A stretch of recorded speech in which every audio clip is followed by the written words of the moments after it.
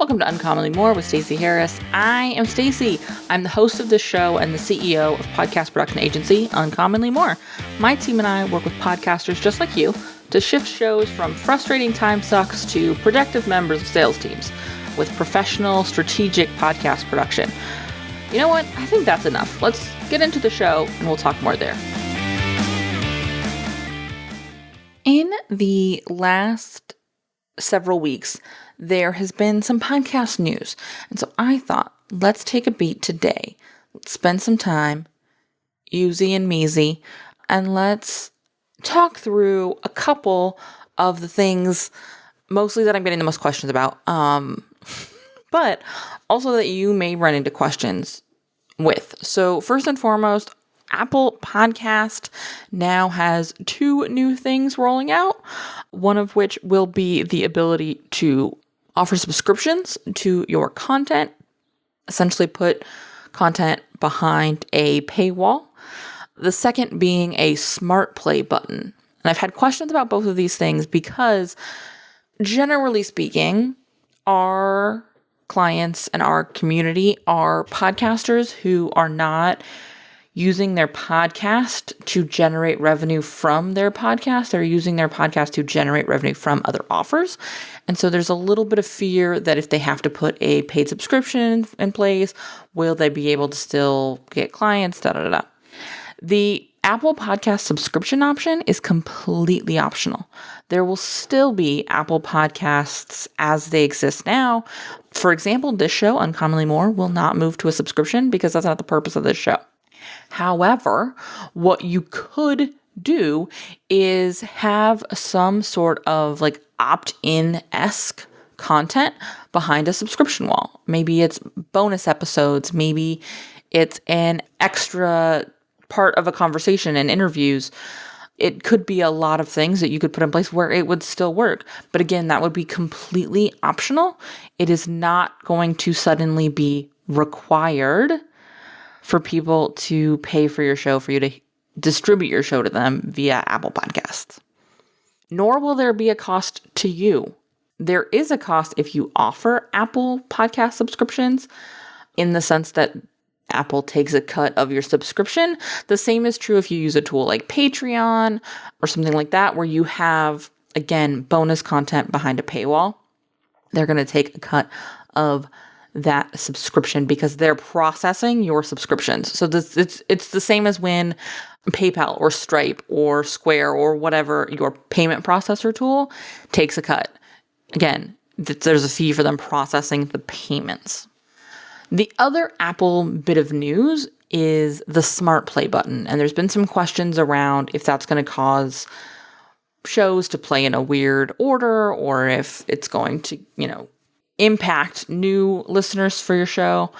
And the thing is it's actually pretty controllable by you when it rolls out. They'll play dependent on how your show is set up. So this is where you're going to want to look at your host and look at your feed settings to make sure that your feed settings and your show settings are accurate to what you want to be released. So the Smart Play button for shows that are serialized, meaning there is a beginning and a middle and an end to your show. Think about shows like Serial, whatever. It would be weird if you started listening in the middle. You kind of want to start listening at the beginning. Another great one, just as a bonus tip, West Wing Weekly. Makes most sense if you listen at the beginning. The Dream. I'm just thinking of like serialized podcasts that I love that are complete and you can go listen and binge the whole thing and you won't have to wait like I did. Anyways, those will play at episode 1. So if your show is set up to be a serialized experience, the Smart Play button will start people with episode 1. If you are not a serialized show, you are individual episodes, much like my show is set up, the Smart Play button will play your most recent episode. So that most recent episode is generally where I want people to get on the boat, mostly because if you went back and listened to episode 1 of this show, I'm not actually talking about the same, anything in those like promos don't exist anymore. So that's not helpful.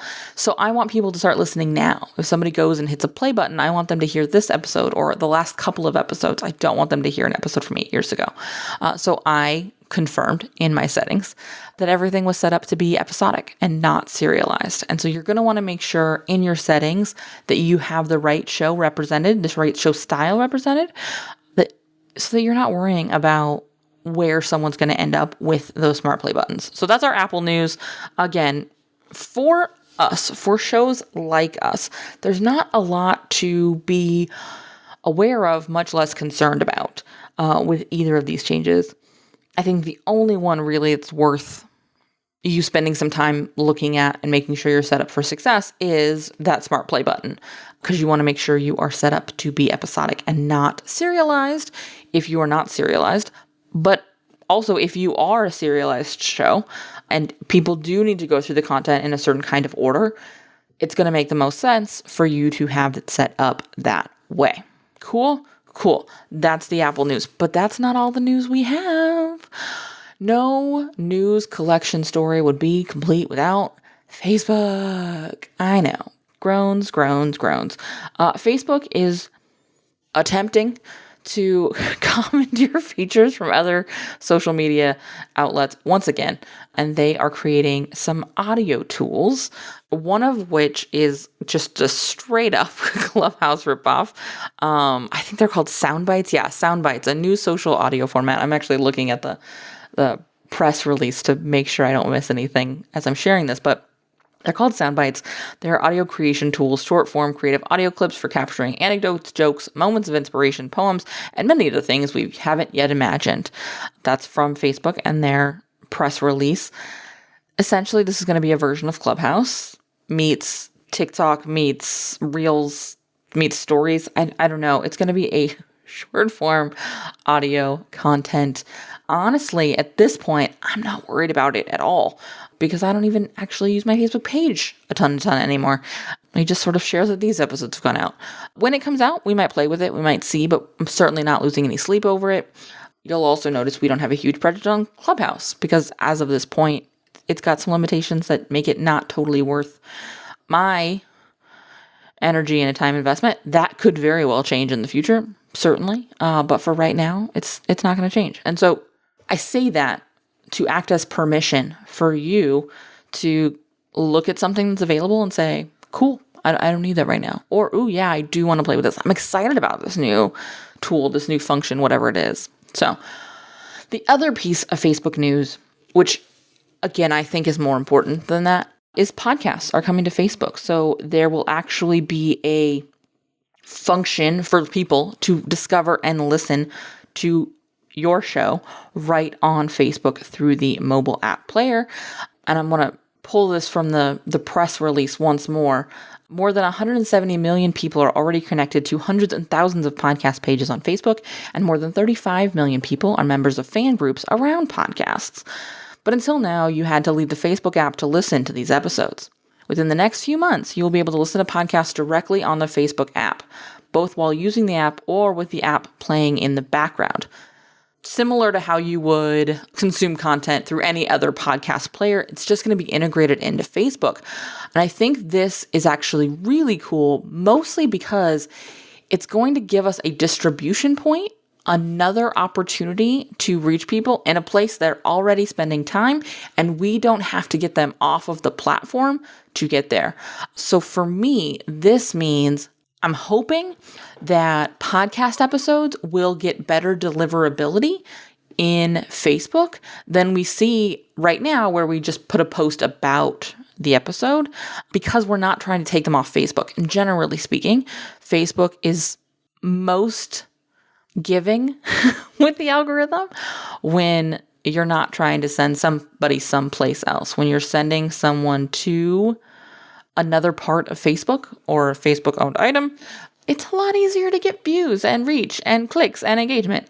So this is, I think, could be really cool news, because again, we're going where they already are and delivering the episodes they would generally have to go somewhere else to get, without, I'm hoping, a ton of additional work for podcasters.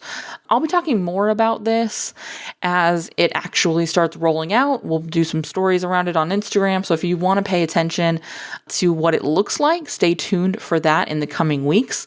But this is sort of the 1-2 punch of podcast news that I wanted to share with you. Again, there's no firm date on the podcast app or the podcast playability within the app. It just says coming soon. The last piece of audio news is that live audio room feature. Again, essentially a Clubhouse ripoff built right into Facebook, where you'll have live audio rooms, and expect this to be out by summer, and it'll be available through Facebook and Messenger. Again, I'm not going to spend a lot of time here because it's not something I am going to be using a ton right now. If you want to check out the press releases for anything I shared today, go to the show notes page of this episode. Just head over to uncommonlymore.com, and you can find links to both of these press conferences or press releases, so you can get everything they shared right there. Short and sweet one today. If you are ready to get some support for your show, we do have some openings for new production clients in the spring and into the summer. So let's chat. Head on over to uncommonlymore.com and learn more about production services with our team. And we'll chat more next week. Have a good one. If you made it to this point of the show and you still happen to be listening, which statistically is unlikely, I want to say thank you for listening. Thanks for hanging out with me today, and I want to hear from you. So reach out on social or via email and let me know what actions you're going to take from today's episode, because honestly, that's why we produce the show. That's why I record this show. That's why my team does all the work to release this show, is so that we can help you. We can help make a difference in your show and consequently in your business. If you haven't left a review for the show, head over to ratethispod.com/more. It's an easy way to show some love to the show and also help us reach more podcasters who are looking for the same kind of support you were looking for. If you have any suggestions or ideas or thoughts you would like me to address on the show, be sure to reach out. Again, like I say a lot, this is the start of the conversation, and I can't wait to hear what you have to say.